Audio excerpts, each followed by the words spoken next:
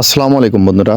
Civil engineering এসপির পক্ষ থেকে আমি ইঞ্জিনিয়ার মোহাম্মদ মনিরুল ইসলাম আপনাদের সবাইকে জানাই শুভেচ্ছা। বন্ধুরা, আমি আপনাদের মাঝে হাজির হলাম নতুন এক ভিডিও নিয়ে। আজকের ভিডিওতে আমরা দেখব প্লাস্টার করার সময় আমরা সচরাচর যে ভুলগুলো করে থাকি সেই ভুলগুলো সম্পর্কে আজকের ভিডিওতে আলোচনা করব। তো বন্ধুরা, আপনারা যারা আমার চ্যানেলে নতুন তারা চ্যানেলটি সাবস্ক্রাইব করুন এবং পাশে থাকা বেল আইকনটি চেপে আমাদের সাথে থাকুন এবং ভিডিওটি অন্যদের দেখার সুবিধার জন্য বেশি বেশি লাইক, কমেন্ট এবং শেয়ার করুন। বন্ধুরা, আপনারা ভিডিওতে লক্ষ্য করে দেখবেন এখানে মিস্ত্রিরা এইভাবে বালু এবং সিমেন্ট মিক্স করে রাখেছে প্লাস্টার করার জন্য।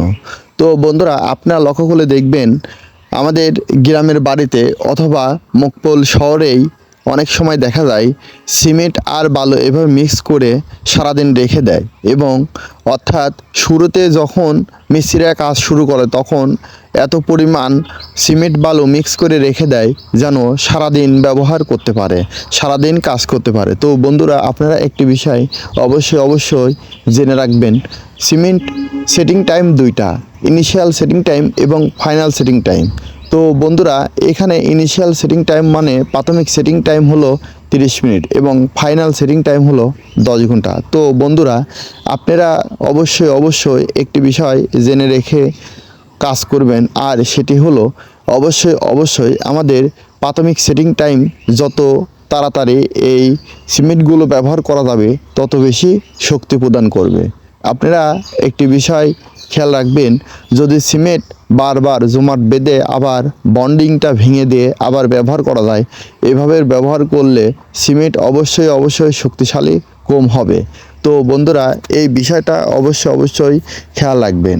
এই দিকে আমাদের সিমেন্ট যদি এভাবে সারাদিন ব্যবহারের জন্য একবার মিক্স করা হয় তাহলে আমাদের ফাইনাল সেটিং টাইমও চলে আসবে।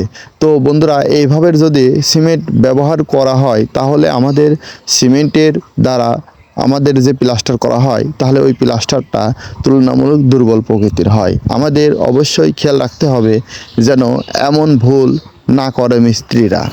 তো বন্ধুরা, আমরা আজকের ভিডিওতে বুঝতে পারলাম সিমেন্ট মিক্স করার মধ্যে অর্থাৎ সিমেন্ট মিক্স করার পরে যত তাড়াতাড়ি সিমেন্টগুলো ব্যবহার করা যাবে তত আমরা শক্তি পাবো সিমেন্ট দ্বারা। তো বন্ধুরা, এই বিষয়গুলো অবশ্যই খেয়াল রাখবেন। তো বন্ধুরা, আপনারা যারা আমার চ্যানেলে নতুন তারা চ্যানেলটি সাবস্ক্রাইব করুন এবং পাশে থাকা বেল আইকনটি চেপে আমাদের সাথে থাকুন এবং ভিডিওটি অন্যদের দেখার সুবিধার জন্য বেশি বেশি লাইক, কমেন্ট এবং শেয়ার করুন।